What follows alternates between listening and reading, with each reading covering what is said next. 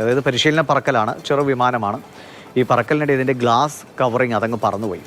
സ്വാഭാവികമായിട്ടും വിമാനം നല്ല വേഗത്തിലാണ്, അതിന് അങ്ങനെ കവറിങ് ഇല്ലെങ്കിൽ ഉണ്ടാകാവുന്ന പ്രശ്നങ്ങളൊക്കെ വളരെ വലുതാണ്. പക്ഷേ എങ്ങനെയോ ഒരു സിനിമാറ്റിക് അനുഭവം എന്നതുപോലെ അതിനെയൊക്കെ അതിജീവിച്ച, അപകടകരമായ സാഹചര്യങ്ങളൊക്കെ അതിജീവിച്ച ഡച്ച് വനിതാ പൈലറ്റ് ഈ വിമാനം സുരക്ഷിതമായി നിലത്തിറക്കി. കാണാം ദൃശ്യം.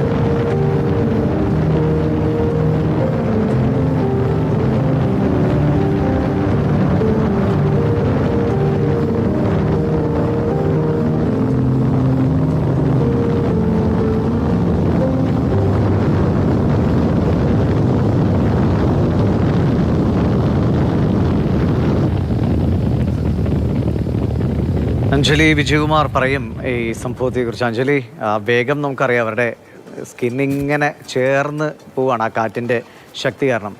നമ്മൾ ബൈക്കിലൊന്നും പോണ പോലെയല്ലല്ലോ. അപ്പോൾ എന്തായാലും വളരെ അല്ലാതെ മുഖത്തൊന്നും വലിയ ഭയമൊന്നും കാണുന്നില്ലല്ലോ. വേറെ ആരെങ്കിലുമൊക്കെ ആണെങ്കിൽ എന്താവുമായിരുന്നു. പക്ഷേ നല്ല ധൈര്യമുള്ള ആൾക്കാർ പൈലറ്റ് ആകാൻ പറ്റുള്ളൂ. എങ്കിലും ഇതെങ്ങനെയാണ് അവർ മാനേജ് ചെയ്തത്? ഇത് എപ്പോഴായിരുന്നു സംഭവം? തീർച്ചയായും ദിവിഷ്, നമ്മളൊരു പക്ഷേ ശ്വാസം അടക്കി പിടിച്ചായിരിക്കാം ഈ വീഡിയോ കണ്ടിട്ടുണ്ടാവുക. ഡച്ച് വിമാനമാണ്, ഡച്ചിലെ ചെറിയ വിമാനത്തിൽപ്പെട്ട ഒരു വിമാനമാണ്. എക്സ്ട്രാ 330 LX എന്നാണ് ഈ വിമാനം അറിയപ്പെടുന്നത്. ഈ വിമാനമാണ് പരിശീലന പറക്കലിൻ്റെ ഇടയിലായിരുന്നു ഈ സംഭവം. പരിശീലന പറക്കലിൻ്റെ ഭാഗമായി പറന്നുയർന്ന് ലാൻഡ് ചെയ്യുന്നതിന് ഏതാനും നിമിഷങ്ങൾക്ക് മുമ്പാണ് ഇത്തരത്തിലുള്ളൊരു അപകടം നടക്കുന്നത്.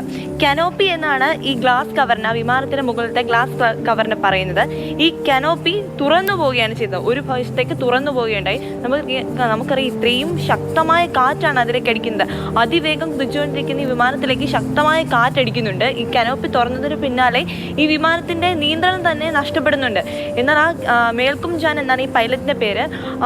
വനിത ഇച്ഛാശക്തി കൊണ്ടും മനധൈര്യം കൊണ്ടും ആ വിമാനത്തെ വീണ്ടും അതിന്റെ നിയന്ത്രണം കൈവരിച്ചുകൊണ്ട് അത് താഴെ ഇറക്കാൻ ശ്രമിക്കുകയാണ്. നമുക്കറിയാം, ആ കാറ്റ് ശക്തമായി അടിക്കുമ്പോൾ അവരുടെ കണ്ണുകൾ അടഞ്ഞു പോകുന്നുണ്ട്. കാഴ്ച അവർ പറയുന്നുണ്ട് തനിക്കൊന്നും കാണാൻ പറ്റുന്നില്ലായിരുന്നു.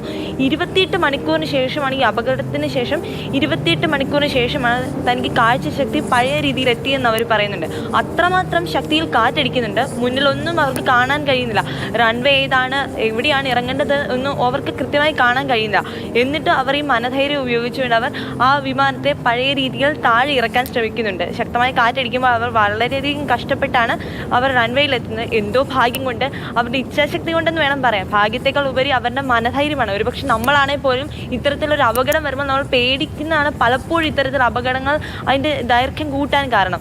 ഇത്തരത്തിൽ ഒരു അപകടം വന്നപ്പോൾ അവർ അതിനെയെല്ലാം അതിജീവിച്ച് അവർ എങ്ങനെയെങ്കിലും ഈ വിമാനം താഴെ ഇറക്കണമെന്നുള്ള മനധൈര്യം ഉപയോഗിച്ചുകൊണ്ടാണ് ഈ സംഭവത്തോടുകൂടി ഇനി അവർക്ക് ഏത് വിമാനവും പറത്താൻ, അല്ലേ, അത്രയും ധൈര്യം കൂടി